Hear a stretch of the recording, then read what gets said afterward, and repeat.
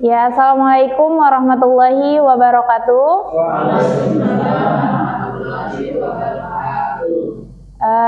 Selamat pagi Bapak Ibu. Terima kasih sudah menyempatkan waktunya untuk hadir pada kegiatan kita, yaitu kegiatan aksi nyata guru penggerak. Oke, baiklah. Sebelumnya perkenalkan, nama saya Sartina Husniasana. Di sini saya akan menjadi moderator yang akan membantu kegiatan kita pada pagi hari ini. Hari ini kita akan membahas topik yang sangat menarik, yaitu tentang diseminasi budaya positif. Baiklah, sebelum itu izinkanlah saya memperkenalkan dua orang hebat yang berada di samping saya. Yang pertama yaitu Bapak Wakil Kepala Sekolah Bidang Kurikulum, yaitu Bapak Hendro Yulianto SPD. Kemudian yang di sebelah Pak Hendro ada narasumber kita, yaitu Bu Sariah SPD GR, yang nantinya akan memaparkan materi tentang diseminasi budaya positif. Oke, lanjut saja. Saya akan membacakan susunan kegiatan kita pada pagi hari ini, yaitu kegiatan yang pertama pembukaan, yang kedua sambutan, yang ketiga pemaparan materi, yang keempat tanya jawab, dan yang kelima penutup. Oke, langsung saja Bapak Ibu, kita masuk ke kegiatan yang pertama, yaitu pembukaan. Marilah kita buka kegiatan kita pada pagi hari ini ya, dengan membacakan basmalah secara bersama-sama. Bismillahirrahmanirrahim. Oke, langsung saja kita beralih ke kegiatan yang kedua, yaitu sambutan, yang akan dipaparkan oleh Bapak Wakil Kepala Sekolah Bidang Kurikulum kita, yaitu Bapak Hendro Yulianto. Kepadanya waktu dan tempat saya persilakan.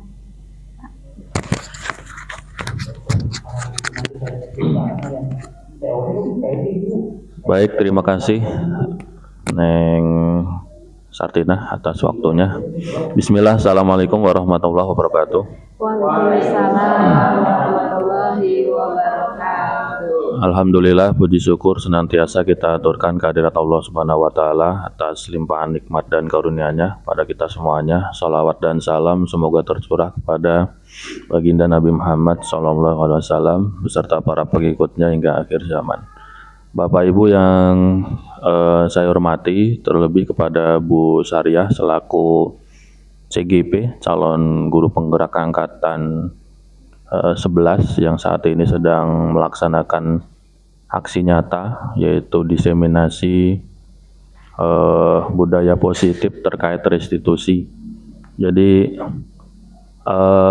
sebelumnya saya mengajak Bapak Ibu untuk nanti kalau ada pembukaan guru penggerak, saya mengajak Bapak Ibu untuk ikut daftar guru penggerak, karena banyak ilmu, banyak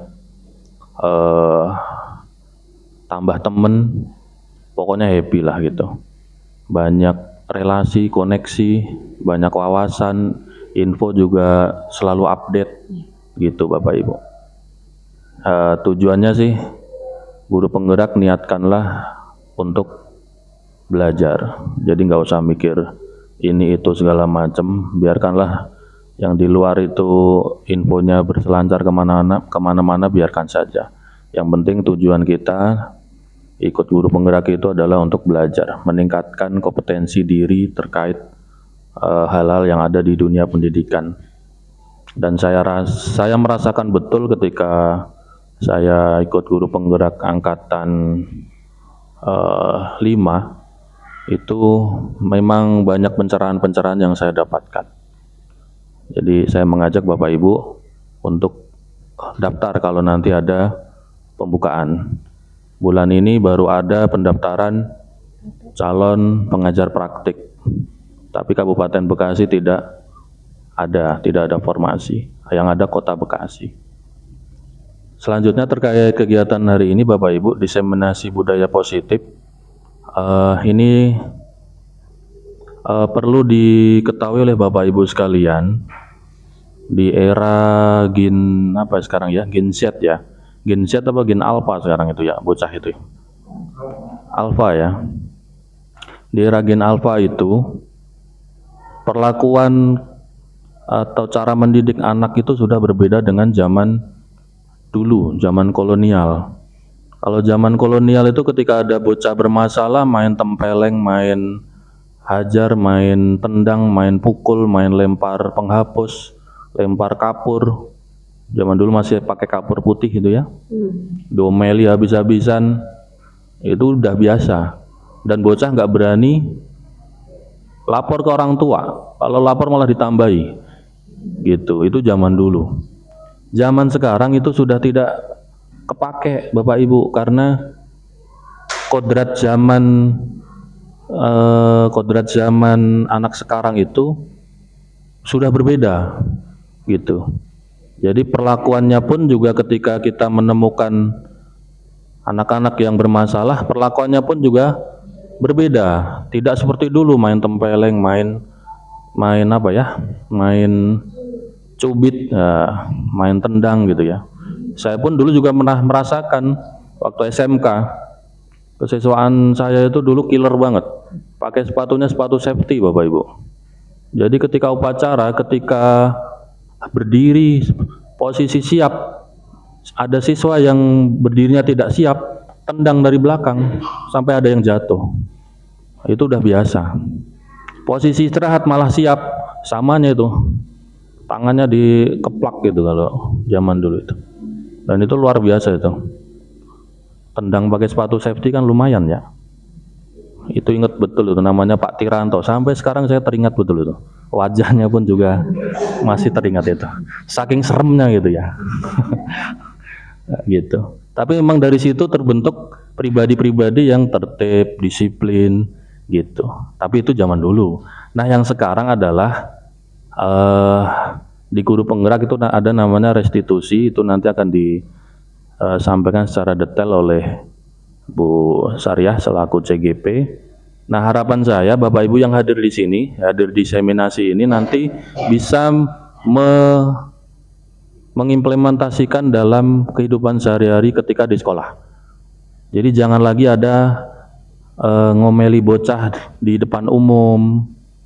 Kalau memang ada bocah bermasalah, tarik ke dalam. Nah, ayo ke ruangan saya, kita ngobrol.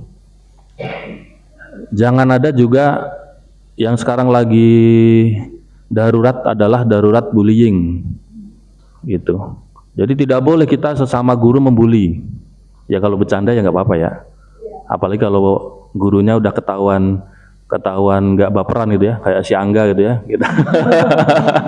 Dia mah udah kebal gitu ya. Ya nggak apa-apa. Tapi kalau kitanya bercanda sama guru yang baperan kan repot juga. Jadi lihat dulu lah gitu. Termasuk juga ke anak Bapak Ibu, kita sebagai guru itu tidak boleh membuli ke anak gitu. Ya mohon maaf misalkan dengan kata-kata kasar, misalkan goblok, bego misalkan gitu ya. Walaupun itu udah familiar di kalangan anak-anak ya, bahasa-bahasa gitu ya. Tapi kita sebagai guru jangan sampai ngomong ke anak seperti itu. Termasuk juga ngomelin bocah, itu juga termasuk pembulian. Bully verbal namanya. Ada bully fisik, bully verbal. Bully fisik yang cubit, nonjok, nampar, itu bully fisik. Bully verbal itu berupa kata-kata yang kasar ke anak. Jadi minta tolong Bapak Ibu, jangan sampai kita nanti bermasalah hanya gara-gara bully. Apalagi bullynya bully verbal.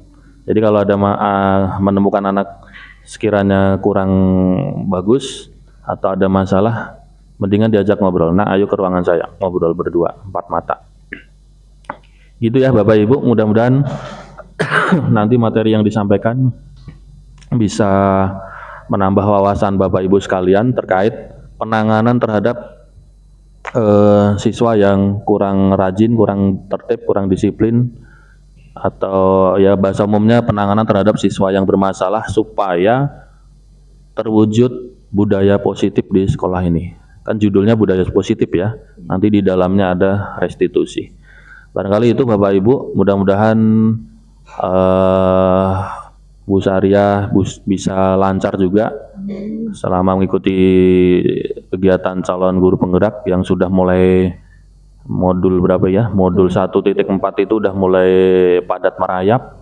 Nanti modul 2 ya tambah merayap lagi.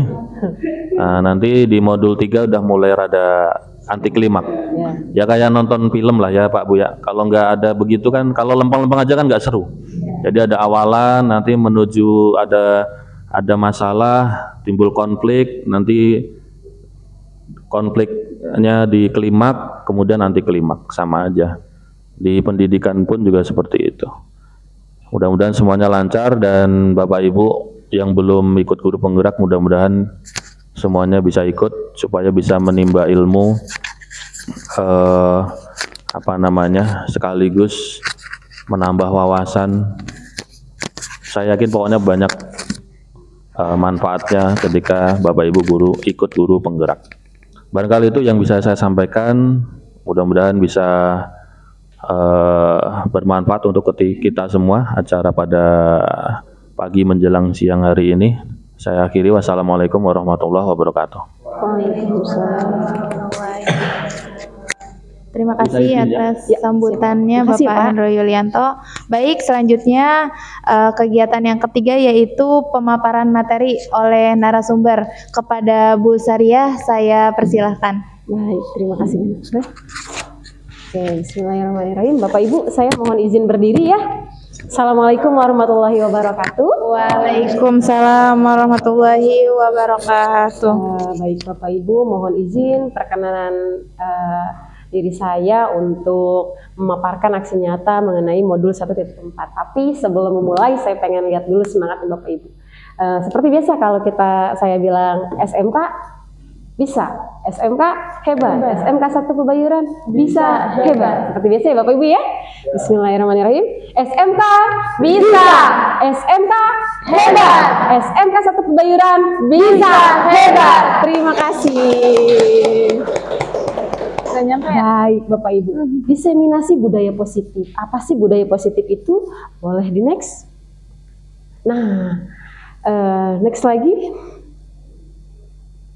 Nah, budaya positif itu dasar hukumnya ini Bapak Ibu, Standar Pendidikan Nasional, Undang-Undang Nomor 20 Tahun 2003 tentang 7 standar tadi ya Bapak Ibu, standar kelulusan, standar isi, standar kompetensi, dan lain-lainnya. Dalam rangka menciptakan lingkungan yang positif, maka setiap warga sekolah dan pemangku kepentingan perlu saling mendukung, menghayati, dan menerapkan nilai-nilai kebajikan yang telah disepakati bersama. Nah, nantinya di budaya positif ini Bapak Ibu akan dihadirkan nilai-nilai kebajikan.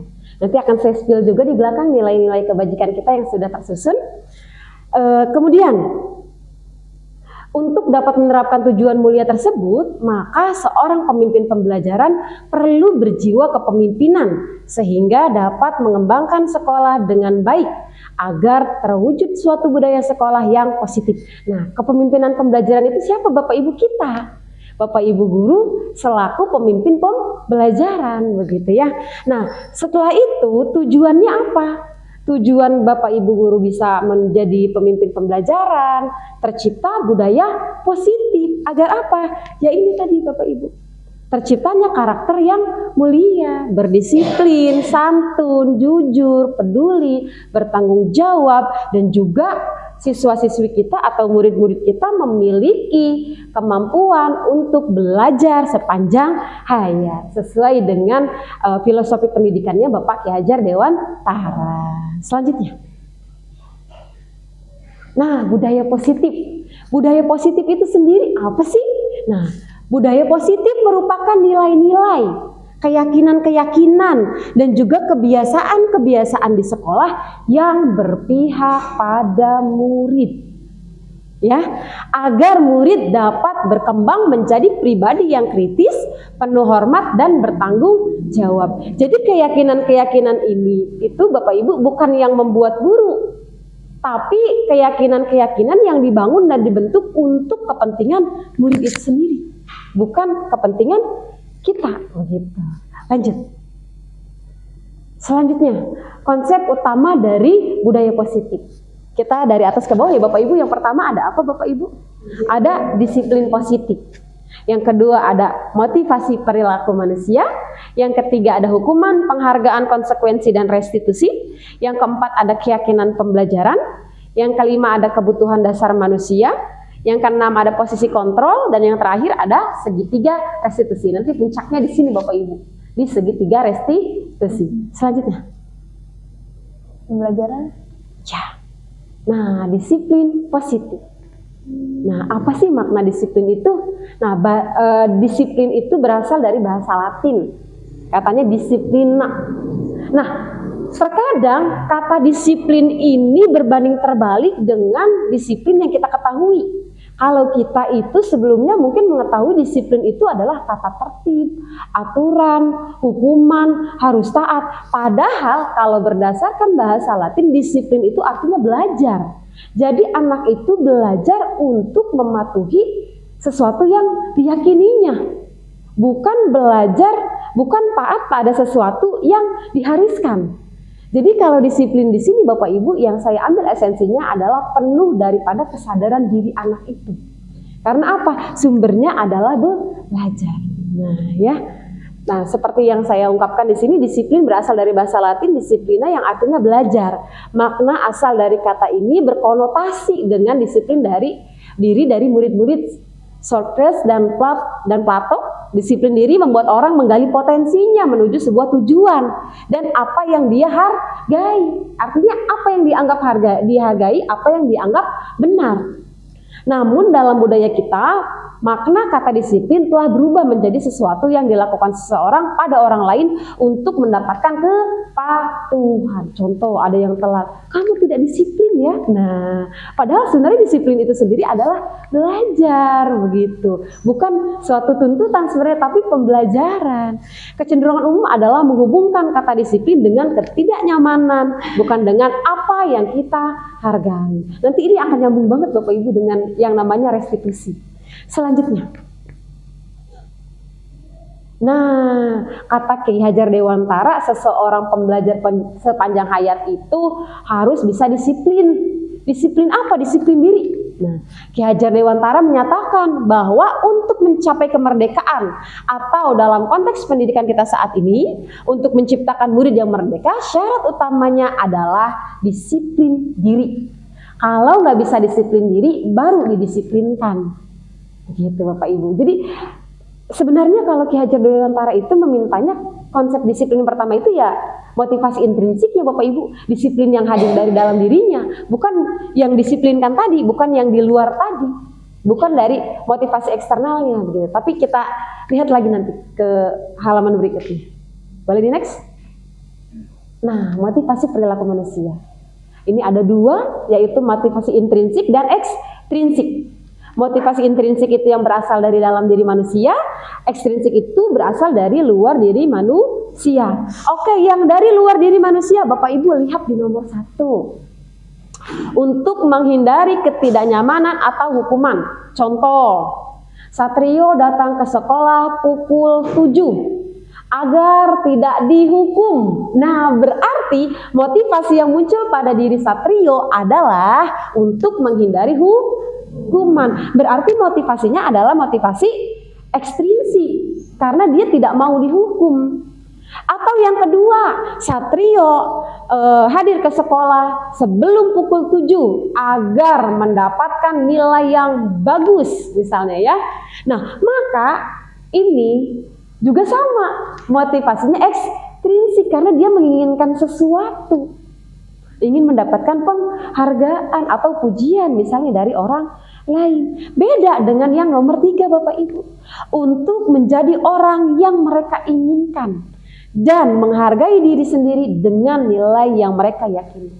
Satrio berangkat ke sekolah sebelum pukul 7 karena dia tahu masuk sekolah itu jam 7, jadi dia emang harus datang sebelum pukul 7 misalnya Bapak Ibu. Nah, dia sadar akan kewajiban dia. Jadi kalau motivasi yang intrinsik itu lebih kepada dia menghargai dirinya karena itu merupakan tanggung jawab dia sebagai pelajar. Begitu. Lanjut. Nah, Bapak Ibu, kita masuk ke sini. Hukuman, penghargaan, konsekuensi, dan restitusi. Apa sih sebenarnya 4 hal ini? Apakah sama ataukah berbeda? Mari kita kupas bersama-sama. Hukuman, Bapak Ibu, yang Bapak Ibu tahu hukuman itu apa sih? Sanksi ya, ngehukum ya. Terus apa lagi Bapak Ibu? Oke, tindakan yang dilakukan ketika orang itu salah, begitu ya Bapak Ibu ya? Iya, betul Bapak Ibu. Hukuman ini sifatnya biasanya bersifat spontan atau tiba-tiba. Anak misalnya nggak ngerjain tugas, kamu nggak ngerjain tugas, begitu ya? Sana, begitu ya? Kemana gitu misalnya? Nah, ini adalah hukuman. Tapi dari hukuman ini Bapak Ibu, sifatnya biasanya satu arah. Si siswa itu, murid kita tidak tahu konsekuensi dari hukuman itu. Karena apa? Karena guru langsung mengambil alih tindakan tersebut, sepihak istilahnya ya Bapak Ibu ya. Nah, dan murid hanya menerima satu hukuman tanpa melalui satu kesepakatan. Nanti ini bedanya sama konsekuensi. Kalau konsekuensi dia udah kesepakatan dulu, udah ada perjanjian dulu. Nah, hukuman yang diberikan bisa berupa fisik maupun psikis. Kalau fisik biasa Bapak Ibu lari gitu ya, atau push up begitu, atau ngapain lah. Kalau psikis ya biasanya lebih kepada ya omelan, kamu kenapa nggak ngerjain tugas, kenapa begini-begini. Nah seperti itu, lebih kepada mental anaknya gitu ya. Dan anak akan disakiti Bapak Ibu oleh suatu perbuatan atau kata-kata. Nah ini nanti dari hukuman ini jangan salah Bapak Ibu, khawatirnya menurut kita biasa, menurut kita itu marah karena kita sayang ke anak, padahal yang membekas di anak itu adalah rasa sakit Bapak Ibu. Padahal mah kita niatnya sayang begitu ya, justru membekasnya malah rasa sakit ke anak. Lanjut, penghargaan. Nah Bapak Ibu, saya juga sebelum mengikuti CGP sama miskonsepsi tentang penghargaan. Ternyata Bapak Ibu, penghargaan itu tidak baik. Kenapa? Menurut Altihon ya, penghargaan maupun hukuman adalah cara-cara mengontrol perilaku seorang yang menghancurkan potensi pembelajaran. Jadi anak itu nantinya belajar ataupun tidak belajar karena ingin sesuatu, balik lagi kepada motivasi ekstrinsik. Bukan karena dia membutuhkan ilmu itu, bukan karena dia menginginkan itu, tapi karena dia ingin penghargaan. Asik, wali kelas aku ibu ini nih, misalnya gitu ya, misalnya Bu Uyun nih. Bu Uyun mah biasanya kalau ranking 1, 2, 3 dikasih hadiah nih. Nah jadi anak-anak itu termotivasinya karena penghargaan, begitu. Dan itu mematikan potensi anak. Dan apalagi ada juga yang merusak hubungan. Merusak hubungan gimana? Mungkin antar teman, begitu ya, atau akan menurunkan kualitas si anak itu sendiri. Padahal yang kita pelajari di modul 1.1 tentang filosofi Ki Hajar Dewantara, semua anak itu berpotensi Bapak Ibu. Semua anak itu cerdas pada bidangnya masing-masing. Makanya kalaupun kita mau memberikan penghargaan, mungkin pujian dan semuanya diberikan penghargaan Bapak Ibu. Bukan penghargaan banyak ya Bapak Ibu ya, bisa dalam bentuk pujian, bisa dalam bentuk yang lain, yang penting semuanya mendapatkan begitu. Jangan sampai hanya 1, 2, 3 atau 1, 10 saja. Ternyata saya juga baru tahu di CGP ini, ternyata hukuman itu sebenarnya tidak baik begitu. Iya, justru malah mematikan kreativitas anak sebenarnya. Lanjut Bu. Selanjutnya konsekuensi. Nah, ini yang mirip-mirip dengan hukuman tadi. Nah, kalau konsekuensi dia lebih ada kesepakatan, dia sudah direncanakan, sudah kesepakatan, sudah dibahas dan disetujui oleh murid dan guru. Umumnya bentuk-bentuk konsekuensi dibuat oleh guru, biasanya kita kayak di kelas, ayo yang nggak ngerjain, misalnya gitu ya. Kira-kira hukumannya apa? Guru yang memandu gitu ya. Intinya seperti itu, walaupun nggak tahu nih anak-anak kita itu kita pandu sebenarnya di hati mereka setuju nggak sih gitu ya dengan konsekuensi ini. Saya yakin sih sebagian besar mungkin tidak setuju. Karena apa? Karena itu biasanya maunya gurunya Bapak Ibu. Lanjut. Dan murid sudah next.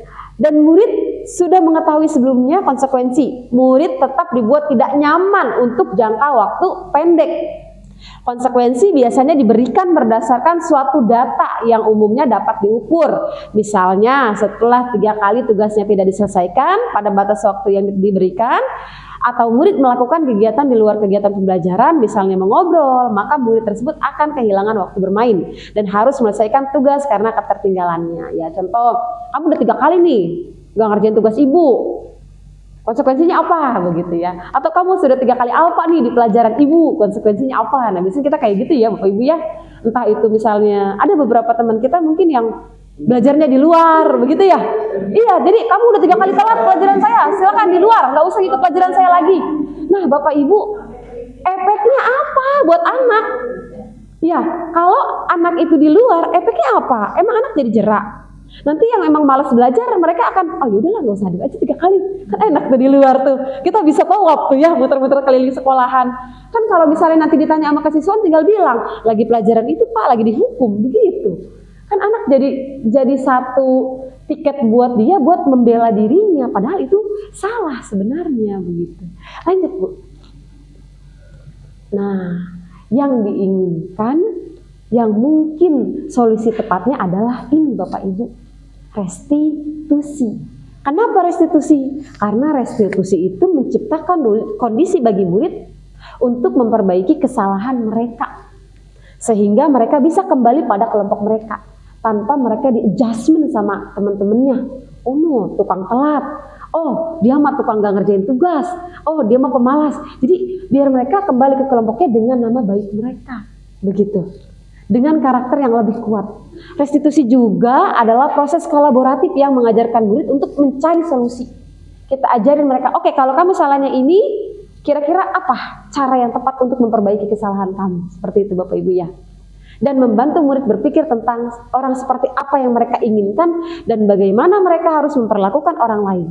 Restitusi juga membantu murid untuk menjadi lebih memiliki tujuan, disiplin positif dan memulihkan dirinya setelah berbuat salah.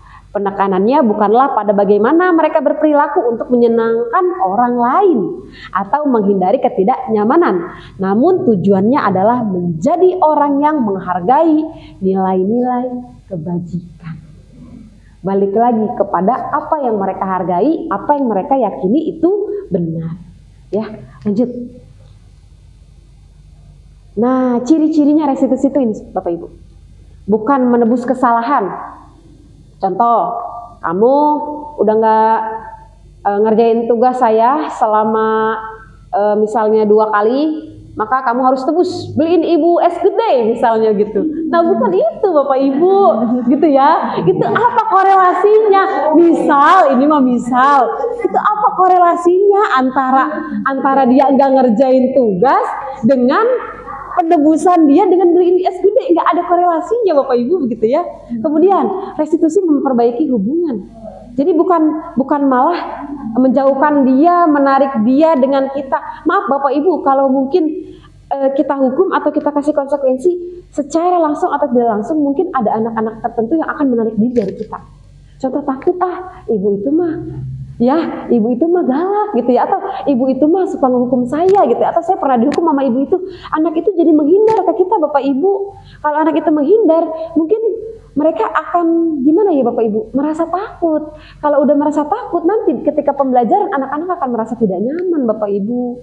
Balik lagi kepada tujuan pendidikannya. Nanti tujuan pendidikan yang akan kita sampaikan, pembelajaran kita akan sampai atau tidak kalau anak itu tidak nyaman, begitu ya. Goalnya kita mengajarkan itu kan agar tujuan pendidikannya tercapai, begitu. Jadi sebisa mungkin menciptakan suasana yang nyaman agar tujuan pendidikannya tercapai. Lanjut. Restitusi adalah tawaran. Maaf.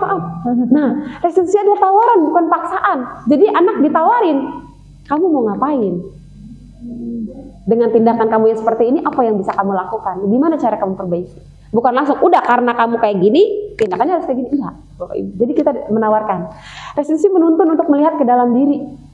Dituntun, apa yang kamu lakukan itu sebenarnya benar apa salah menurut kamu? Biarin dia jawab sendiri. Pengen tahu, saya yakin di lubuk hati nuraninya yang paling dalam, dia tahu tindakan dia.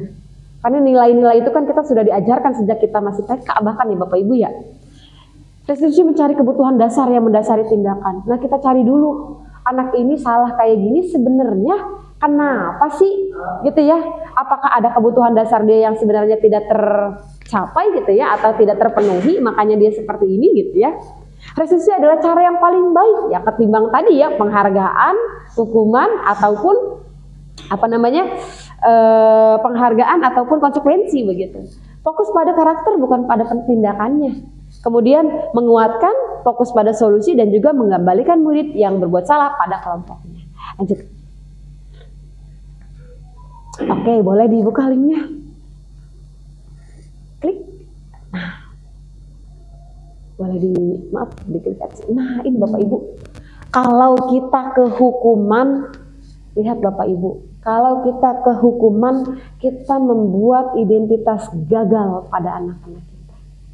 Ketika kita sudah membuat identitas gagal pada anak-anak kita, secara otomatis mereka akan dibuat merasa di adjustment bahwa saya adalah orang yang gagal. Ya udahlah, udah gagal ini gitu ya.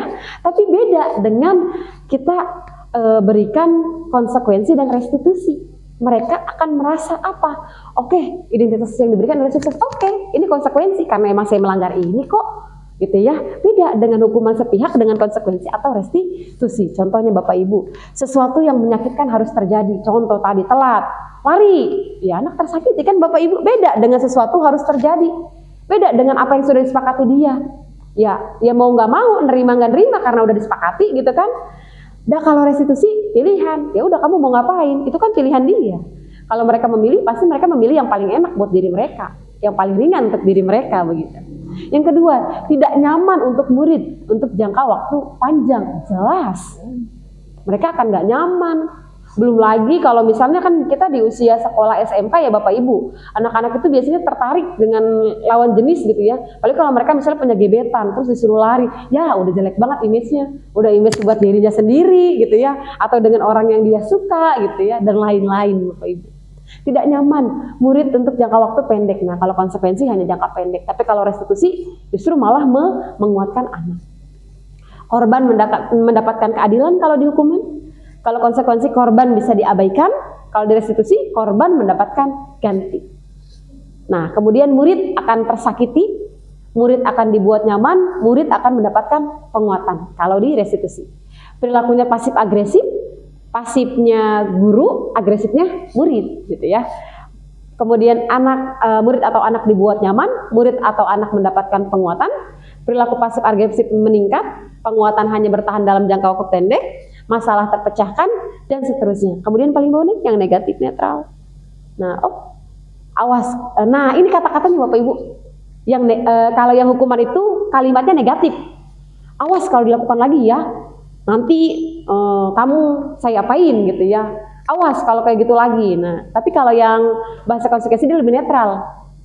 Lakukan apa yang saya katakan begitu. Jadi lebih kayak ya kalau kamu nggak mau dihukum, ya kerjain tugasnya begitu. Makanya kalau nggak mau dihukum ya kerjain tugasnya, lebih ke netral begitu. Sedangkan kalau positif, apakah hal yang sesungguhnya ingin kamu lakukan sebenarnya kamu maunya apa begitu. Jadi kita lebih mencari tahu kepada dia kenapa sih dia nggak ngerjain tugas gitu. Kamu tuh sebenarnya maunya apa begitu. Sebenarnya kesulitan kamu itu apa begitu. Jadi inti katanya itu lebih ke arah positif. Lanjut ke bawah lagi maaf. Nah itu ya konsep dirinya tuh terlihat buruk begitu kalau hukuman itu. Sedangkan kalau yang ini lebih ke konsep dirinya lebih baik. Nah, untuk menguatkan dan seterusnya. Lanjut ke bawah. Nah, ya, murid akan belajar menyembunyikan kesalahan ke depannya ya.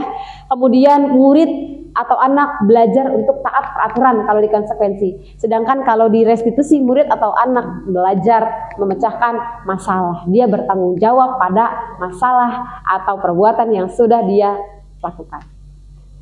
Boleh ke bawah lagi?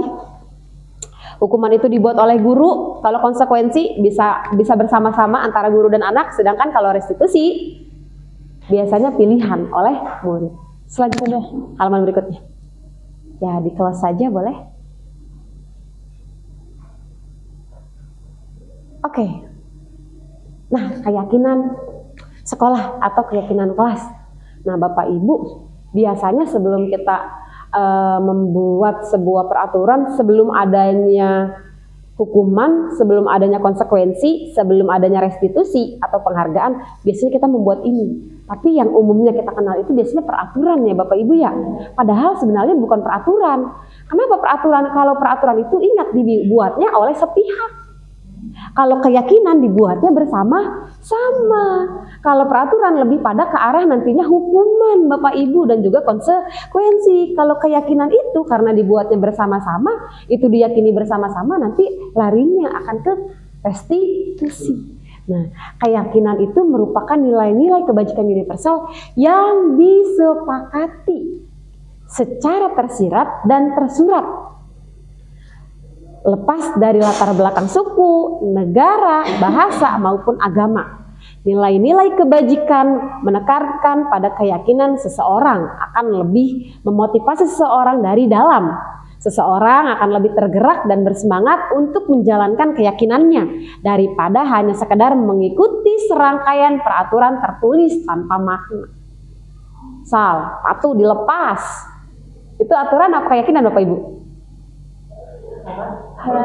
Peraturan, ya, karena ada kata perintah di situ, lepas sepatu, lepas alas kaki, misalnya gitu. Nah, itu peraturan Bapak Ibu, karena diperintah di situ, ada kata kalimat perintah. Beda dengan keyakinan gitu. Nah, kemudian apa tujuan utamanya dan menjadi tidak tertarik atau takut sehingga hanya sekedar mengikuti rangkaian peraturan yang mengatur tanpa mereka memahami tujuan mulianya. Jadi sebenarnya kan kita tujuannya mulia ya Bapak Ibu ya. Tujuannya membuka alas kaki kan supaya apa? Supaya kelas tetap bersih, tetap indah begitu dilihatnya, lebih nyaman begitu kan tujuannya itu. Tapi kan anak-anak kadang memaknainya bukan itu. Lepas sepatu begitu. Lanjut. Tampilkan. Nah, tampilkan layar penuh, tampilkan. Nah, tampilkan yang paling bawah ungu. Ya, betul. Oke. Nah, lanjut. Pembentukan keyakinan sekolah. Gimana sih cara pembentukannya Bapak Ibu? Nah, yang pertama, keyakinan kelas itu lebih bersifat abstrak daripada peraturan yang lebih rinci dan konkret. Nah, pertama membuat itu Bapak Ibu, kalau kemarin saya Lokakarya 2, kita itu punya kalimat-kalimat stimulus kepada anak. Baik anak-anak, kalian itu ingin pembelajaran di kelas itu seperti apa sih? Kita pancing dulu tuh. Pasti pengennya yang nyaman Bu, yang adem Bu, yang tenang Bu. Nah baru tuh, iya kalau nyaman baru tuh. Dari kalimat-kalimat itu kita tulisin dulu Bapak Ibu. Apa yang mereka mau, kalau sudah kita tuliskan, baru kita tuliskan. Berarti kalau kamu maunya nyaman, harus apa ya kita ya? Gitu. Baru kita pancing. Kamu kalau kelasnya bersih, kira-kira nyaman? Nyaman Bu, oke. Berarti kita harus ngapain nih? Nah, sampai kepada ke inti satu persatu. Oh, berarti ternyata nilai-nilai ininya yang harus nilai-nilai kebajikan, nilai-nilai keyakinannya ternyata harus dimunculkan satu-satu dari yang abstrak baru sampai ke yang konkret. Yang kedua, keyakinan kelas berupa pernyataan-pernyataan universal. Harus sifatnya harus umum. Contoh tadi lepas alas kaki. Nah, mungkin ada kata yang lebih baik dari lepas alas kaki yang lebih umum. Apa misalnya Bapak Ibu? Menjaga kebersihan bisa. Mari bersama-sama jaga kebersihan gitu ya, atau jaga kebersihan begitu ya. Nah, itu lebih universal kan ketimbang dari kata yang lepas alas kaki. Jaga kebersihan kan bisa dengan piket begitu ya Bapak Ibu ya. Bisa dengan tidak menggunakan alas kaki ke dalam kelas dan lain-lain. Pernyataan keyakinan kelas senantiasa dibuat dalam bentuk positif. Jadi kata-katanya positif. Bukan kata-kata negatif. Contoh, dilarang merokok. Nah, itu kan kalimatnya negatif ya Bapak Ibu ya. Nah, lebih baiknya gimana? Jagalah kesehatan. Jagalah kebersihan. Lebih ke arah yang lebih positif, bukan ke kalimat negatif. Selanjutnya, keyakinan kelas hendaknya tidak terlalu banyak sehingga mudah diingat dan dipahami oleh semua warga kelas. Jadi kata-katanya singkat aja kayak tadi, jagalah kebersihan gitu ya. Menjaga kebersihan, saling menghargai, itu lebih diingat daripada kita harus panjang kali lebar begitu. Nah, itu anak-anak akan sulit mengingatnya. Selanjutnya, keyakinan kelas sebaiknya sesuatu yang dapat diterapkan di lingkungan tersebut. Ya yang emang bisa diterapin di kelas aja Bapak Ibu, jangan muluk-muluk sampai keluar dan lain-lain. Ya udah, sebatas ruang kelas kita aja. Semua warga kelas hendaknya ikut berkontribusi dalam pembuatan keyakinan kelas lewat kegiatan curah pendapat. Nah, tadi kita biasanya Bapak Ibu saya yakin karena kemarin juga udah belajar modul 1.1 ya, udah pada bikin kan ya. Biasanya kalau di awal masuk tahun ajaran biasanya udah bikin ya kesepakatan kelas. Biasanya kita tuh kesepakatan kelas atau peraturan kelas ya. Kita harus apa nih, piket begitu ya Pak ya, atau misalnya jadwal pelajaran yang manggil guru siapa. Biasanya lebih keyakinan itu ya, lebih kepada jadwal piket dan lain-lainnya sih. Nah, ini semuanya kita berikan hak Bapak Ibu untuk menyampaikan pendapatnya. Misal ada anak yang gak suka temennya di kelas berisik atau teriak-teriak, dia boleh loh, Bu, misalnya di kelasnya biar tenang Bu, biar gak bisik. Barangkali dia emang gak suka suasana yang bisik. Nah, kita lempar ke teman-temannya, setuju gak anak-anak kalau kelasnya tenang? Setuju gak kalau kelasnya misalnya adem ayem begitu? Setuju gak gitu? Nah, kita balik lagi, kenapa dia juga punya hak? Karena dia merupakan bagian dari orang di kelas itu begitu. Berikan hak mereka juga Bapak Ibu, perhatikan hak mereka juga.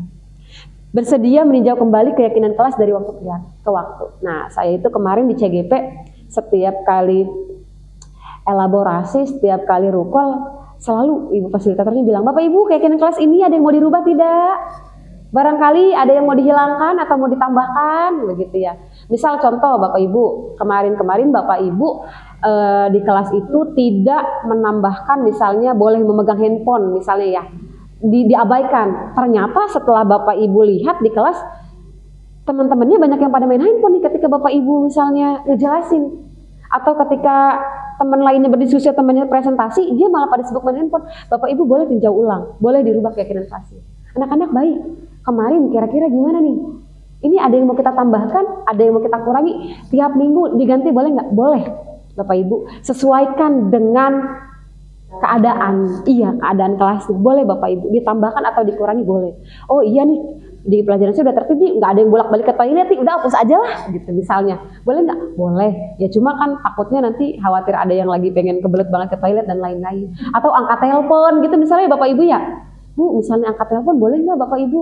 Angkat teleponnya dari siapa dulu, urgent atau enggak begitu. Nah itu kan bisa begitu ditinjau kembali. Selanjutnya. Nah, Bapak Ibu, dari keyakinan kelas itu nantinya akan terbentuk nilai-nilai kebajikan.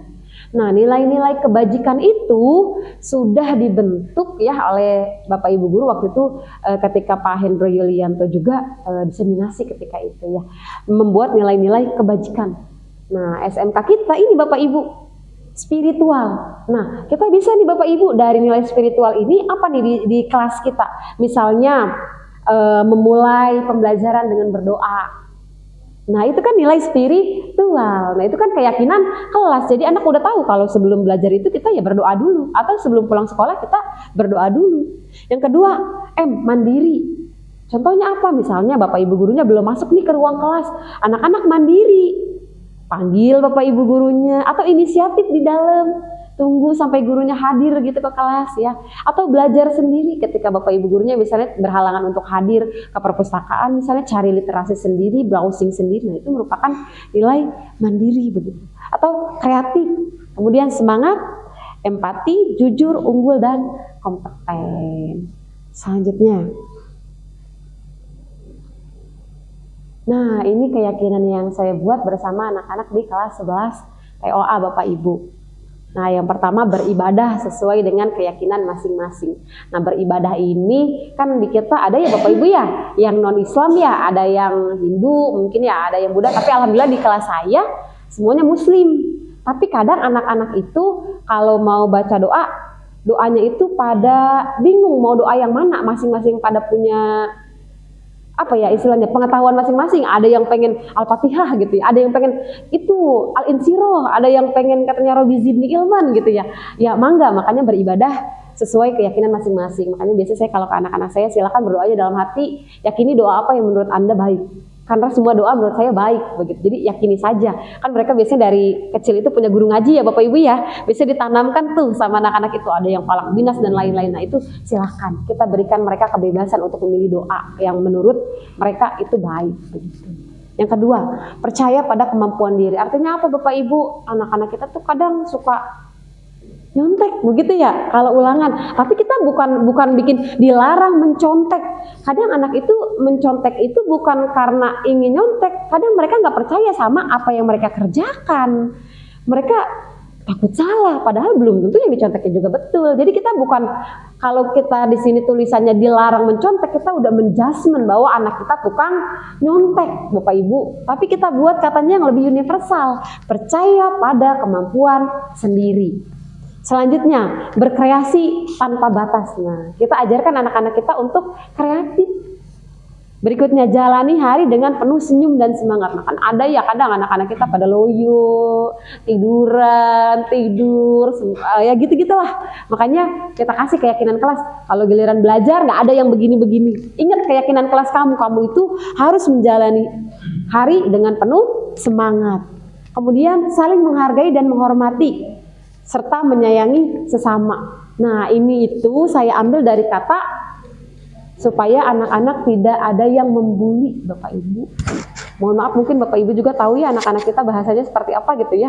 Kadang manggil ke temennya, nah biar mereka ingat, oke, panggil teman-teman kita itu harus menghargai ya, mungkin dengan namanya, bukan dengan sebutan lain, begitu ya. Kemudian bertanggung jawab pada tugas. Tanggung jawab kalau harus ngerjain tugas ya kerjakan, harus dikumpulkan ya kumpulkan, begitu. Aktif dalam kegiatan kelas atau sekolah. Dan yang terakhir, tekun dalam belajar. Selanjutnya. Baik. Dari nilai-nilai kebajikan tadi, bisa terpenuhi atau tidak, itu bisa kita lihat tolak ukurnya dari kebutuhan dasar manusia, Bapak Ibu. Ada berapa ya Bapak Ibu? Ada 5. Ada bertahan hidup, ada rasa kasih sayang dan rasa ingin diterima, ada penguasaan, kesenangan, dan kebebasan. Nah, Bapak Ibu, dari 5 kebutuhan dasar ini saya pengen tahu deh satu persatu nih. Pak Irian yang paling butuh, kira-kira kebutuhan dasar yang menurut Pak Irian nomor 1 yang mana? Di diri Bapak. Ya.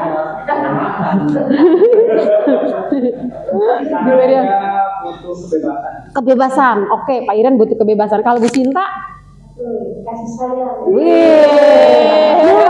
Kalau Bu Haji? Bahagia apa bahagia? Kesenangan. Kalau Pak Anim? Enggak. Kesenangan, iya kesenangan ada. Kalau Pak Anim? Kasih sayang. Kalau Bu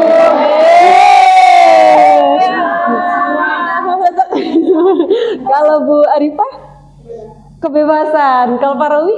Saya butuh penguasaan. Penguasaan. Saya butuh power.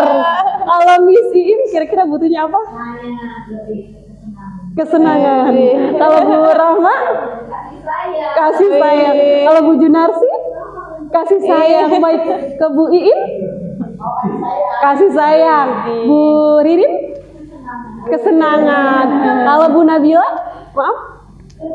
Oh, kesenangan. Oke, Bu Nopi?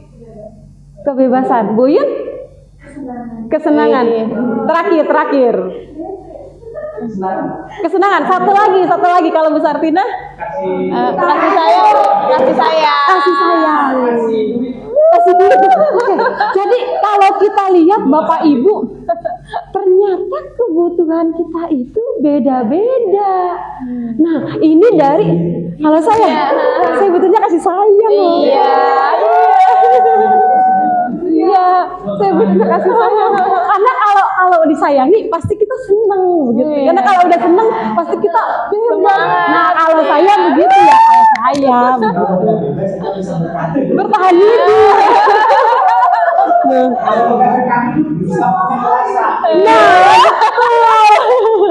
Nah, mungkin itu sudut pandang kita ya Bapak Ibu ya. Nah, ini kita yang ada di ruangan ini saja Bapak Ibu berbeda-beda ya. Apalagi anak-anak kita. Nah, nanti ini akan kita kaitkan Bapak Ibu dengan tindakan-tindakan mereka. Kenapa sih mereka melakukan tindakan itu? Apakah ada salah satu tindakan ini atau kebutuhan ini yang tidak mereka penuhi? Contoh saya kemarin belajar di LMS Bapak Ibu, ada satu kasus namanya Naren. Naren ini Bapak Ibu setiap hari itu selalu mintain bekal temannya Bapak Ibu. Nah, ternyata ketika direstitusi, Naren ini memerlukan kebutuhan yang pertama. Ternyata mohon maaf, orang tuanya itu di rumahnya ekonominya tidak cukup. Makanya dia itu ke teman-temannya selalu seperti itu. Nah, mungkin hal ini juga terjadi ke anak-anak kita. Bukan berarti, mohon maaf Bapak Ibu, kalau bahasa kita celamitan begitu ya. Mungkin bukan berarti demikian. Mungkin kebutuhan dia tidak terpenuhi di rumahnya Bapak Ibu. Atau mungkin, nah kalau saya di kelas nemuin juga nih Bapak Ibu, ini anak caper banget sama gurunya. Ada ya Bapak Ibu ya, ternyata anak ini broken home Bapak Ibu. Broken home artinya apa? Dia butuh yang kedua. Dia kurang kasih sayang. Akhirnya apa? Dia cari kasih sayang di tempat lain. Dia mungkin merasa sekolahnya aman, dia cari kasih sayangnya ke wali kelasnya, ke bapak ibu guru yang dia merasa dekat, atau mungkin kalau di usia mereka, mungkin mereka carinya ke pacar, begitu ya bapak ibu ya. Nah itu mungkin karena apa? Ya karena ini bapak ibu, kasih sayangnya kurang, kebutuhan dasarnya tidak terpenuhi. Atau penguasanya ada tuh anak kita di kelas yang maaf nggak pinter-pinter banget, tapi di kelas itu bahasa saya dulu zaman sekolah pentolan, berasa paling apa ya, paling bisa begitu. Padahal kalau ditesnya sama gurunya biasa-biasa aja tuh gitu ya. Kenapa? Mereka butuh kekuasaan, mungkin di rumah terlalu dikekang, tidak diberikan kekuasaan untuk memilih. Akhirnya mereka berekspresinya ya di tempat yang mungkin dia bisa. Berekspresinya di sekolah, ya udahlah di sini saya berekspresinya. Atau kesenangan sama Bapak Ibu, kesenangan juga demikian, mungkin kebutuhan dasar dia tidak terpenuhi di rumahnya, makanya di sekolah lah dia berekspresi. Begitupun kebebasan, ada anak kita yang udah ada meja, ada kursi, tetap aja suruh nulis mengedakom di bawah begitu ya, tengkurap. Kenapa? Dia butuh kebebasan itu Bapak Ibu. Atau kita kasih tugasnya suruh bikin video, dia cemberut aja.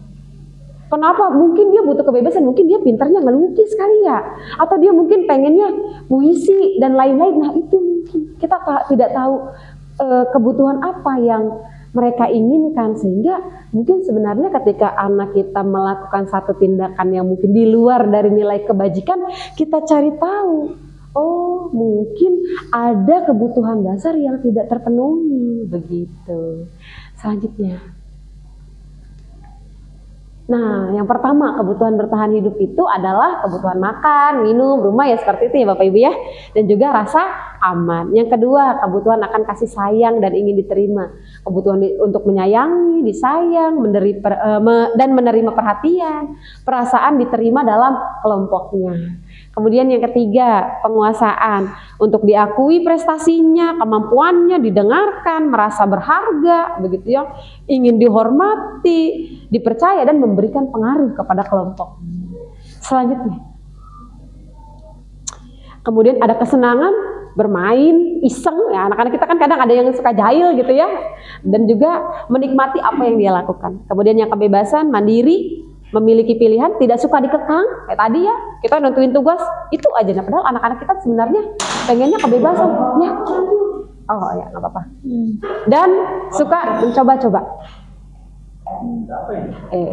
Ntar aja kali kan? Oh iya, nggak apa-apa. Oke, lanjut. Oke, nah. Jadi untuk mengetahui kebutuhan dasar yang anak-anak kita miliki, kita bisa menggunakan restitusi dan juga 5 posisi kontrol. Nah ini adalah 5 posisi kontrol kita Bapak Ibu.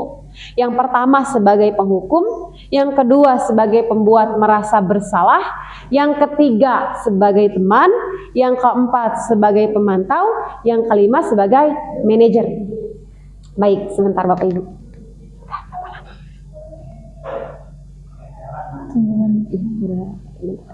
Cukup. Baik, selanjutnya boleh. Nah, kalau posisi penghukum ini ciri-cirinya Bapak Ibu, nada suaranya tinggi, kamu itu gitu ya. Kemudian bahasa tubuh melotot begitu ya, nunjuk-nunjuk gitu ya. Terlambat lagi, pasti terlambat lagi gitu ya. Selalu datang terlambat. Kapan bisa datang tepat waktu gitu ya? Kamu main HP mulu begitu. Nah, ini contoh posisi kontrol guru sebagai penghukum. Ibu-ibu, kita nggak cuma jadi guru aja kan, di rumah juga kita punya anak, begitu ya Bapak Ibu ya. Mudah-mudahan ini bisa diimplementasikan di rumah juga begitu, bukan hanya sebagai seorang guru. Selanjutnya.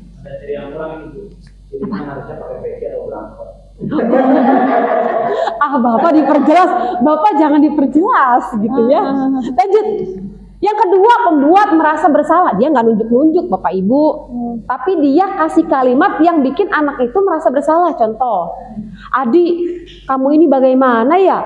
Kamu kan udah berjanji sama ibu nggak akan terlambat lagi. Kenapa ya seneng banget ngecewain ibu? Kan jadi, ya Allah ibu gara-gara saya nih, misalnya gitu ya, ibu jadi ibu jadi ditegur gitu ya. Misal kamu alfa mulu 3 kali, ibu ini yang dipanggil kesiswaan, misalnya gitu ya, gara-gara saya nih jadi ibunya jadi dipanggil kesana.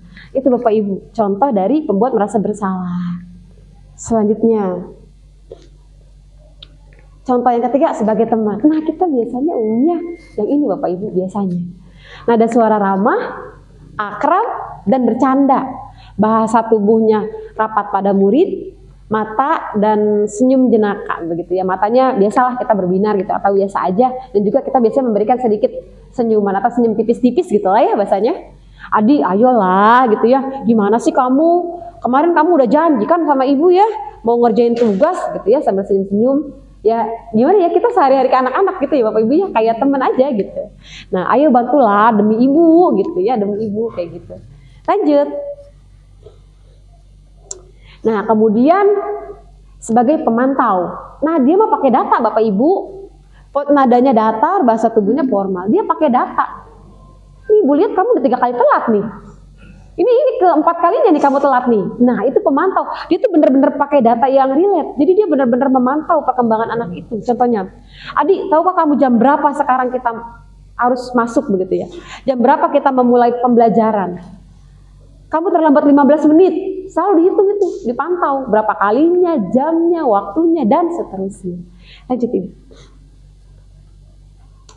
Nah, ini yang terakhir adalah posisi manajer.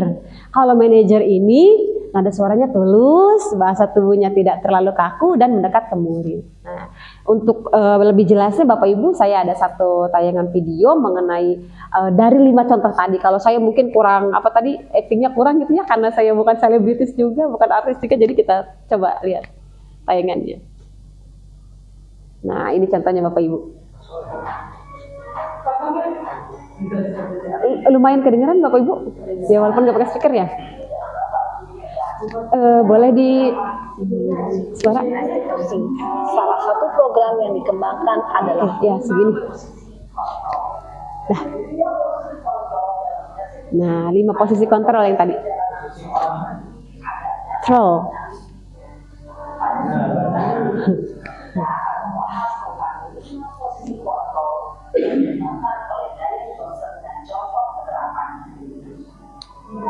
Nah ini dia contohnya.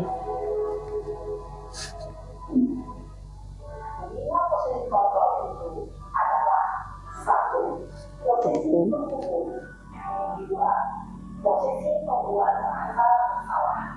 Ketiga, posisi tenang. Keempat, posisi pemantau atau monitor. Dan 5, posisi manajer. Untuk lebih memahami kelima posisi tersebut, mari kita saksikan kasus menarik yang terlambat hampir 20 menit di sekolah dan melihat bagaimana kelima posisi kontrol dalam menghadapi masalah tersebut.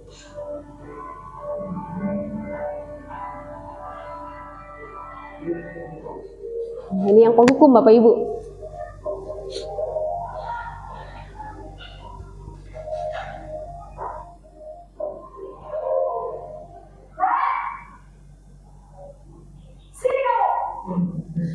Tuh cirinya ya Bapak Ibu, sini kamu bahasanya gitu ya.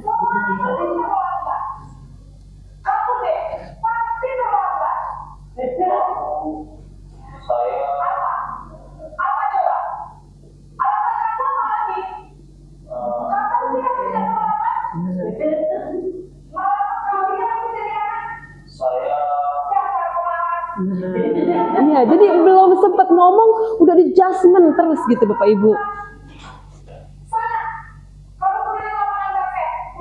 Nah, spontan Bapak Ibu. Tadi kalau hukuman ya dia spontan secara sepihak.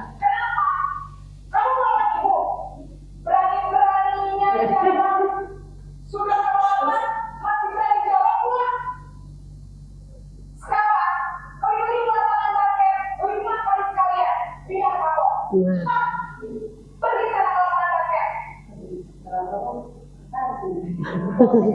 Nah, ya, jadi seperti itu opini penghukum. Nah, nunjuk-nunjuk. Hubungan bisa berupa fisik maupun psikis. Nah, Dan Bapak mencatat dampak yang terjadi dampak yang terjadinya. berada pada posisi penghukum adalah cenderung akan memblokkan bahkan menerima denda.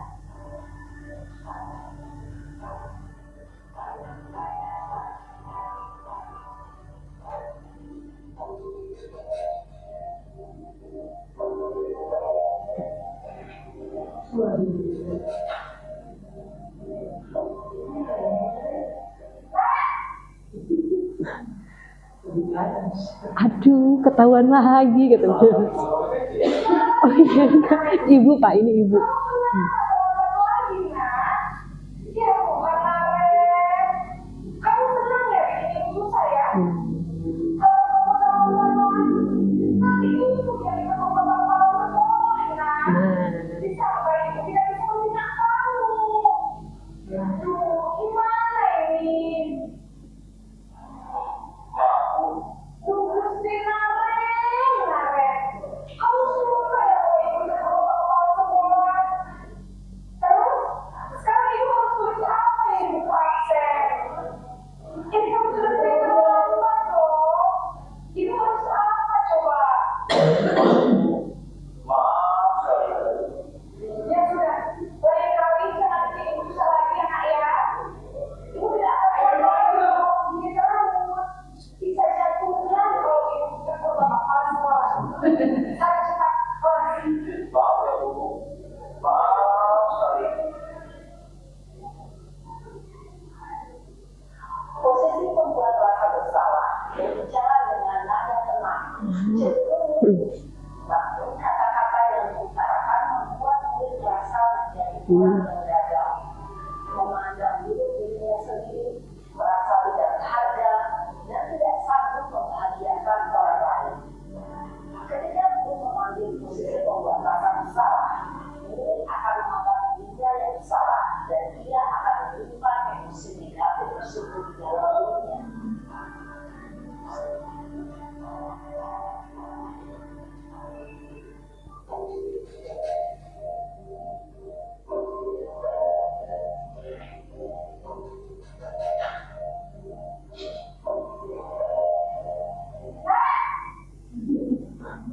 Aduh. Wah, sudah jam berapa ini nak? Terlambat lagi ya sayang. Iya Bu. Habis ibu saya lupa mau ngajak saya Bu. Kamu malah menyalahkan ibu kamu. Kamu bukan anak yang paling kencang. Kok terlambat sih? Iya Bu. Saya memang salah banget tadi.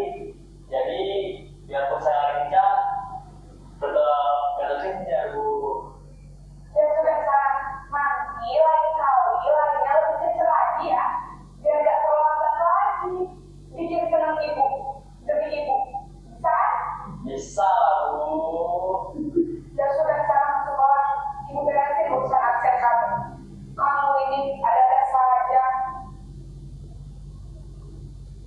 Dalam posisi teman, guru berbicara dengan nada suara ramah, akrab, cenderung bersenda gurau untuk menjaga suasana tetap santai. Murid akan merasa senang, aman, dan akrab dengan guru. Identitas yang tercipta adalah identitas sukses atau berhasil. Namun, perlu diingat, karena ini masih dorongan eksternal, maka ada faktor ketergantungan dari murid kepada orang tertentu. Di sini butuh absennya, sehingga di lain waktu murid bisa berperilaku baik, namun hanya kepada orang-orang tertentu saja. Nah, yang dianggap akrab aja Bapak Ibu. Iya.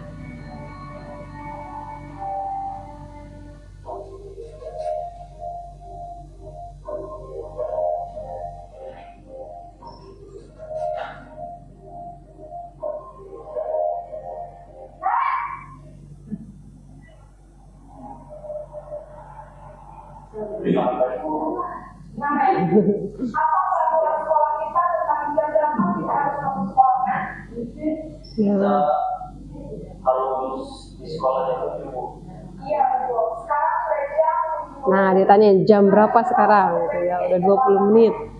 Bang, saya harus tinggal kelas pas jam istirahat selama 20 menit. Iya benar. Konsekuensinya demikian. Jadi nanti jam 9.30 pas istirahat, kamu harus tinggal di kelas, kerjakan tugas tambahan untuk ketertinggalan kamu, ya. Baik, Bu. Posisi pemantau mengandalkan penghitungan atau data untuk mengontrol murid. Mengarahkan murid berdasarkan peraturan dan konsekuensi. Seorang pemantau menunjukkan bahasa tubuh dan ekspresi wajah yang datar dan cenderung formal.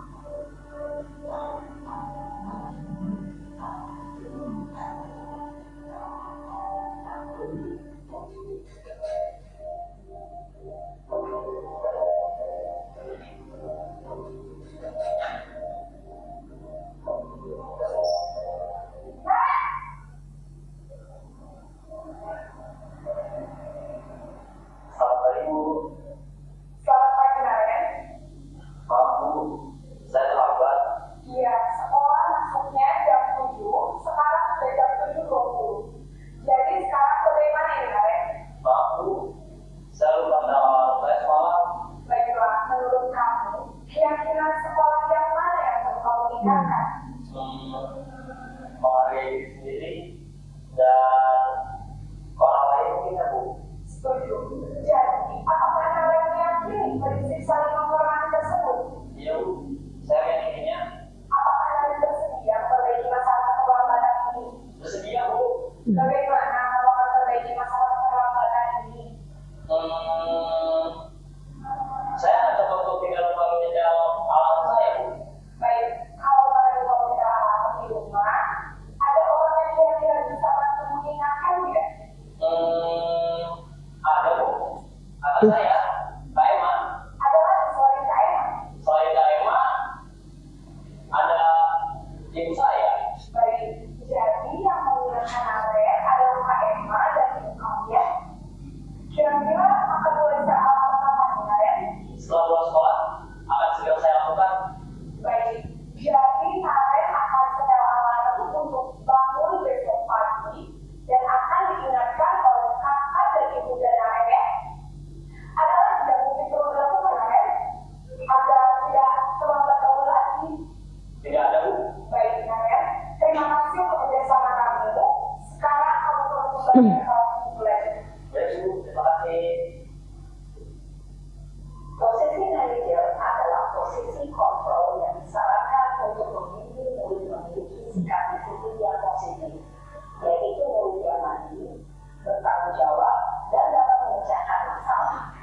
Tujuan dari posisi ini adalah agar murid dapat berefleksi atas tindakannya.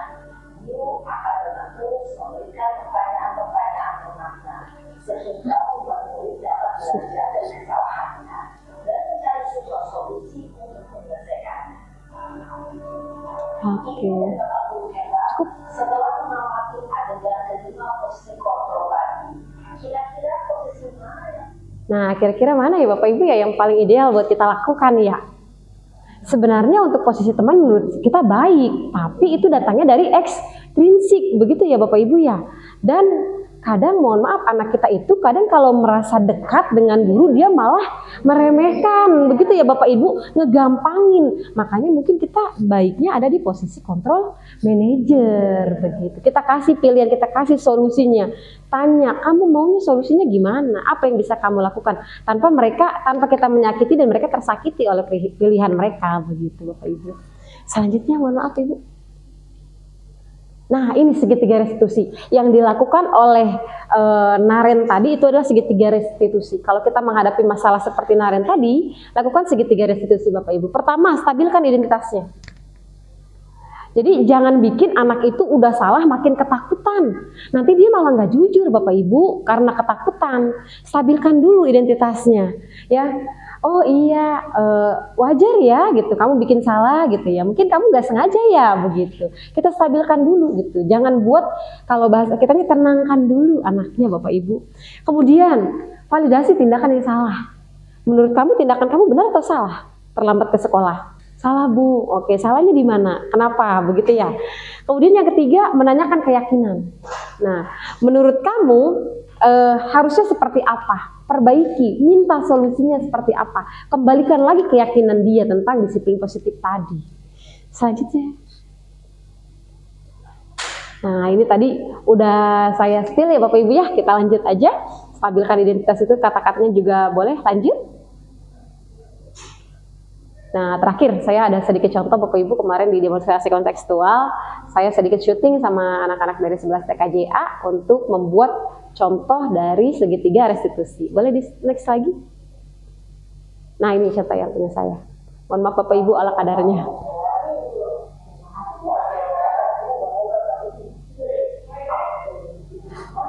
Siap-siap. Bentar.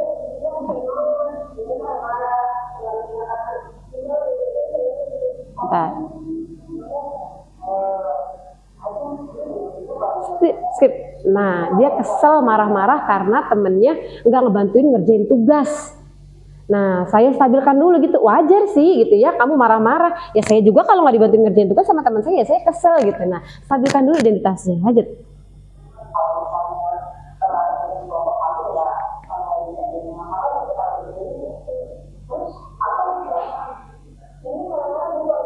Nah, kita validasi tindakannya. Kenapa? Apa yang kamu lakukan? Saya marah-marah, kata dia gitu. Oke. Nggak apa-apa.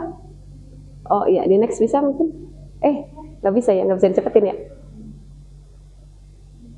Di escape, bukannya halaman itunya aja.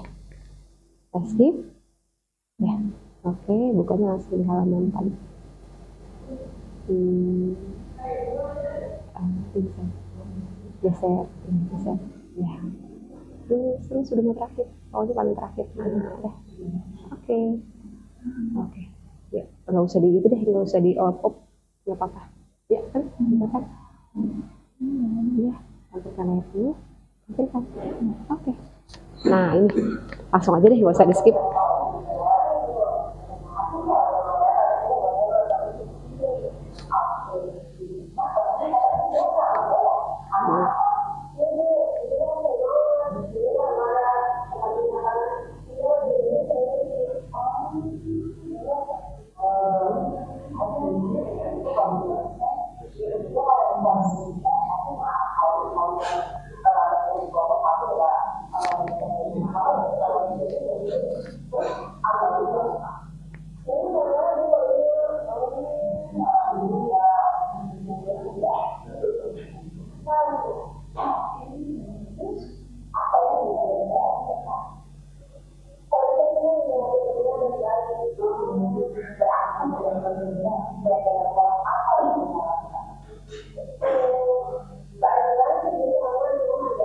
Keyakinannya yang dia langgar.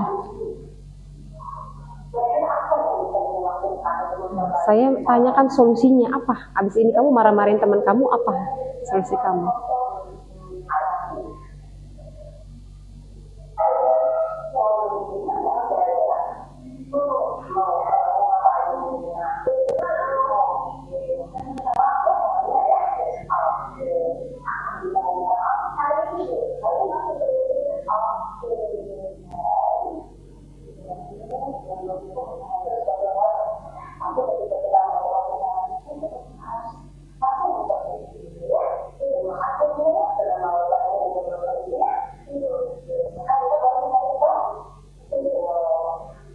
Nah, jadi stabilkan identitasnya, tanya dulu keyakinannya, nilai apa yang kamu langgar, setelah itu tanya, kamu apa solusi yang akan kamu lakukan dari perbuatan yang kamu lakukan. Setelah itu kembalikan dia ke kelompoknya, dengan identitasnya yang lebih kuat. Begitu Bapak Ibu. Mungkin dari saya itu saja Bapak Ibu, terima kasih, saya kembalikan ke moderator mungkin ya. Udah nggak apa-apa deh. Oh, iya. Terima kasih atas pemaparan materinya. Kemudian kegiatan yang selanjutnya yaitu tanya jawab. Oke, bagi Bapak Ibu yang ingin bertanya silakan mengacungkan tangan. Oke. Baik, siapa dulu? Boleh? Bapak Irian dulu. Bapak Irian boleh? Silakan Bapak Irian. Boleh banget Pak, boleh. Mic ya. Pakai biar kedengeran.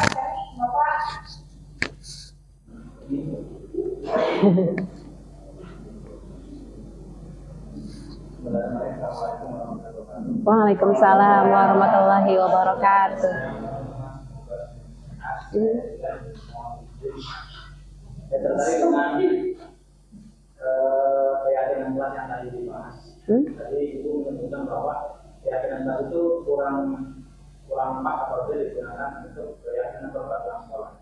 Kira-kira untuk mengganti hal tersebut agar sekolah tetap bisa memberikan hak dan kewajiban peserta didik.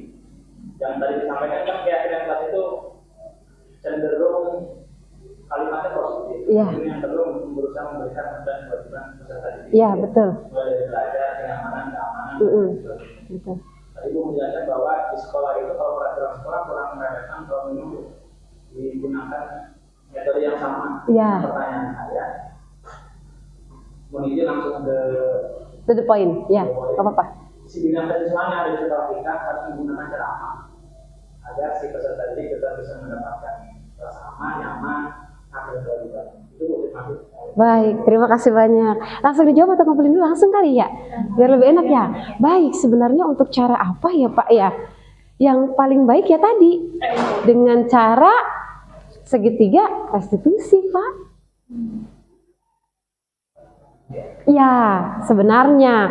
Tapi Bapak, ada yang namanya intervensi 30 detik.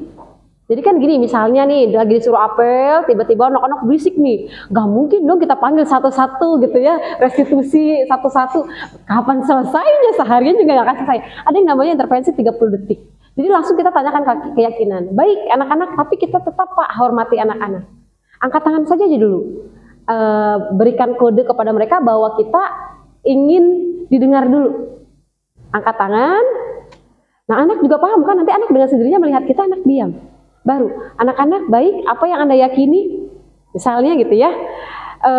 Lalu kita harus seperti apa? Jadi nggak semuanya harus kayak kondisi di kelas, anak-anak lagi berisik semua gitu ya Bapak Ibu, terus langsung restitusi satu-satu, ya nggak gitu juga Bapak Ibu. Ada yang namanya intervensi 30 detik. Nah, kalau untuk keyakinan di sekolah kita gitu ya, dengan cara mendisiplinkan anak ya sebenarnya sih harusnya dengan posisi manajer Bapak Ibu, posisi kontrolnya. Ya, dengan cara apa? Ya tadi coaching dengan pertanyaan-pertanyaan Bapak.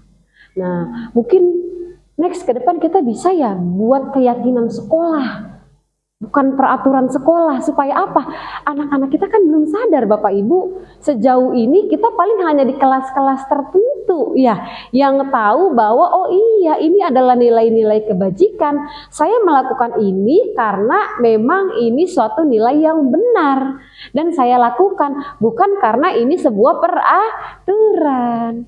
Yang kita tahu anak-anak kita itu sekarang tahunya ini peraturan sekolah, begitu, ini peraturan sekolah. Bahkan padahal kalau menurut saya nilai-nilai kebajikan, keyakinan itu lebih tinggi menurut saya ketimbang peraturan, karena itu berdasarkan pada kesadaran diri. Ya menurut saya harusnya posisi manajer, tapi balik lagi sih sebenarnya kepada diri kita, kan kita yang berpengalaman ya Bapak Ibu ya sebagai guru ya. Kalau anak pada waktunya dengan posisi manajer mungkin tidak bisa begitu ya, tidak bisa dikendalikan, tidak bisa dikontrol, tidak bisa memperbaiki dirinya, ya silahkan gunakan pengalaman Bapak Ibu untuk ya mengondisikan anak tersebut. Jadi sebenarnya sebaik-baiknya ya posisi manajer, tapi balik lagi ya kalau nggak mempan ya silahkan gunakan opsi yang lain begitu, yang mungkin lebih baik dan bisa lebih diterima dan lebih apa ya namanya, lebih ngena begitu. Begitu Pak Irian? Iya, sama-sama. Sudah terjawab Pak? Ya. Oke, selanjutnya tadi ada Panik dan Bu Alifah ya? Siapa dulu? Bu Alifah dulu, baik. Yuk, duduk. Waalaikumsalam warahmatullahi wabarakatuh.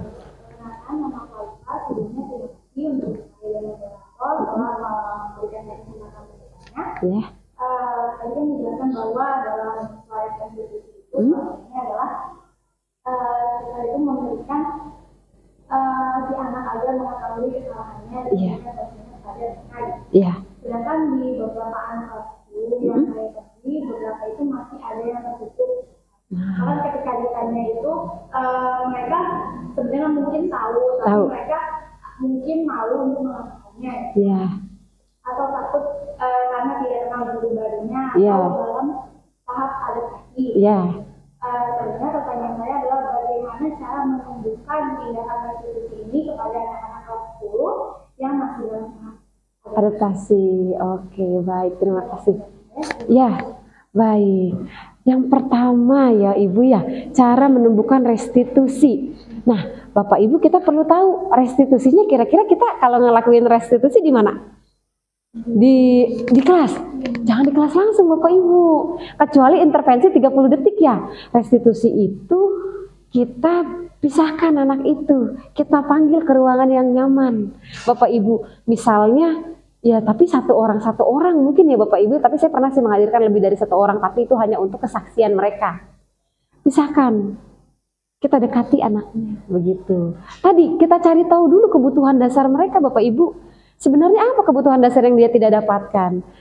Ada restitusi berarti ada kesalahan atau ada keyakinan yang dia langgar kan Bapak Ibu? Keyakinannya apa? Kita bisa tanyakan. Contohnya misalnya Bu Alifa, mohon maaf. Mungkin kesalahannya apa anak-anak? Keyakinan kelas yang dilanggarnya mungkin apa? Terlambat. Oke. Nah kita bisa cari tahu. Misal, kamu berangkat sekolah sama siapa? Naik apa? Di rumah jam berapa? Rumah kamu di mana? Mungkin kalau terlambat jarak rumahnya jauh kan kita udah bisa, oh iya pantas jauh begitu ya. Atau mungkin kamu naik motornya sama siapa? Kalau dia nebeng sama temennya itu memungkinkan juga. Iya kan ya Bu ya? Nah mungkin kita pendekatannya ke arah situ Bu. Ya jadi dicari tahu dulu, oke berarti ada kebutuhan dasar yang mungkin dia tidak terpenuhi oleh dia. Contoh misalnya tadi dia nggak punya motor sendiri, atau nggak ada ruangan sendiri begitu, atau dia terlambat begitu, dia nggak punya waktu, atau di rumahnya dia harus membantu orang tuanya.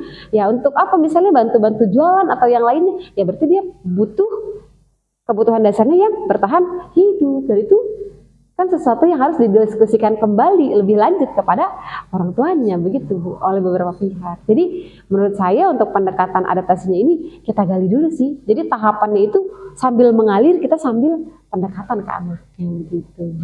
Menurut saya itu Bu Alita, terima kasih. Sudah terjawab Bu. Baik, satu Baik, lagi. selanjutnya Pak Ani, silakan Bapak. Baik. Waalaikumsalam warahmatullahi wabarakatuh. Tadi itu kan ada poin yang menghukum Ya, konsekuensi dan restitusi. Nah, dengan tipe karakter anak-anak kita yang seperti Ya, Bapak Ibu kita ketahui. gitu, Ya, apa ya, metode yang mana gitu yang paling bagus itu, karena yang tadi Ibu bilang anak-anak di SMK tuh kalau ngerasa dekat sama guru ya, malah sikapnya malah apa ya, berpikir bahwa si guru itu ya ya guru, mudah, iya tapi betul. malah Teman, temannya. iya. Jadi proses pendekatan yang seperti apa yang menurut Ibu lebih baik gitu? Apalagi saya guru BK biar lebih enak nanti pendekatan. Nah, betul. Seperti apa? Terima kasih. Baik, sama-sama Bapak. Ya, menurut saya tetap ya Pak ya, restitusi Pak, posisi manajer Pak. Nah, jadi makanya kenapa kita harus ada diseminasi, biar kita nanti ketika kembali ke kelas, walaupun bukan tahun ajaran baru, kita kembalikan, kita kasih tahu keyakinan-keyakinan tentang nilai-nilai kebajikan. Bapak Ibu, tetap posisi kita, posisi kontrol menurut saya yang terbaik adalah manajer. Saya yakin anak-anak juga kalau kitanya bisa begitu ya, membawa diri begitu, insya Allah bisa sih menurut saya sih posisi manajer begitu Pak. Karena kalau teman ya gitu, saya juga awalnya merasa oh iya posisi saya teman itu, justru dengan posisi teman ini anak akan lebih mudah, tapi ternyata tidak, justru kita malah disepelekan Bapak Ibu. Ada hal-hal tertentu yang tidak bisa kita berada di posisi itu, karena anak-anak menurut saya malah ngegampangin. Ternyata memang benar di pendidikan guru penggerak ini saya diajarkan ternyata memang posisi kita itu harusnya posisi manajer. Kita coaching dengan pertanyaan-pertanyaan kita gitu ya, kita cari tahu anak-anak itu seperti apa, kita berikan mereka hal-hal untuk mencari solusi bagi permasalahan mereka sendiri begitu Bapak. Ya, Baik. Terima kasih Pak. Sudah terjawab Pak Ani? Sudah paling nanti bisa minta yang tadi. Ya, oh hukuman. Oh siap. Baik Bapak Ibu, ada lagi yang mau ditanyakan? Ya. Oke, baik. Gak apa-apa. Ya, ayo satu lagi. Assalamualaikum warahmatullahi wabarakatuh. Oh iya. Waalaikumsalam warahmatullahi wabarakatuh. Dari pertemuan ini yang saya dapat itu banyak banget ya Bu ya. Saya tahu posisi saya sebagai guru yaitu saya lebih ke posisi teman. Iya. Iya. Nah, saya juga miris ya Bu ketika di kelas anak itu melanggar peraturan, menjawabnya seperti ini, Bu, hukum aja Bu, Oh. lari aja Bu berapa keliling atau Bu push up aja Bu. Oh, iya. Ya, jadi saya tahu bahwa di sekolah kita ini rata-rata guru itu posisinya banyak sebagai posisi Hukum, iya. Nah, yang saya mau tanyakan bagaimana kita sebagai rekan sejawat untuk bisa menyadarkan bahwa guru itu bisa menjadi sebagai posisi manajerial. Maksud saya Iya. jadi itu pengen sekali itu bisa Iya. jadi posisi manajerial gitu. Iya. Bagaimana strateginya? Oke, baik. Ya, itu aja mungkin itu saja. Baik, siap. Terima kasih. Yang pertama, Bapak Ibu, jargonnya guru penggerak. Tergerak, bergerak, menggerakkan. Kalau untuk menyadarkan, saya rasa kita mungkin hanya bisa mengingatkan Bapak Ibu. Karena untuk sadar, terkadang orang sadar dan orang tahu. Tapi tidak merubah, itu balik lagi kepada pribadi orang tersebut. Nah, mungkin saya mengajak Bapak Ibu nih, biar langsung terlibat ke guru penggerak, supaya bisa ikut dan langsung mendalami. Kalau sekarang Bapak Ibu dapatnya cuma sekilas gitu ya dari saya. Nanti kalau Bapak Ibu belajar langsung dari LMS, ada penguatan dari fasilitator, dikuatkan lagi oleh instruktur, Bapak Ibu akan lebih kuat lagi. Dan saya yakin itu akan menumbuhkan kesadaran diri kita yang sesadar-sadarnya Bapak Ibu tentang posisi kita. Jadi kembali lagi Bapak Ibu untuk menyadarkan, saya rasa sulit ya, tapi kita cukup mengingatkan. Balik lagi Bapak Ibu, kita ini orang dewasa yang sudah paham betul mana benar mana salah, karena itu balik lagi kepada pribadi masing-masing. Dari saya sekian, mungkin tinggal ditutup ya Bu. Terima kasih. Terima kasih kepada Bapak Ibu yang sudah bertanya. Oke. Kegiatan kita pada pagi hari ini kita tutupkan saja ya Bapak Ibu. Mari kita tutup kegiatan ini dengan membaca hamdalah bersama-sama. Alhamdulillahirabbil alamin. Ya, selesai. Terima kasih. Oke. Wassalamualaikum warahmatullahi wabarakatuh. Waalaikumsalam.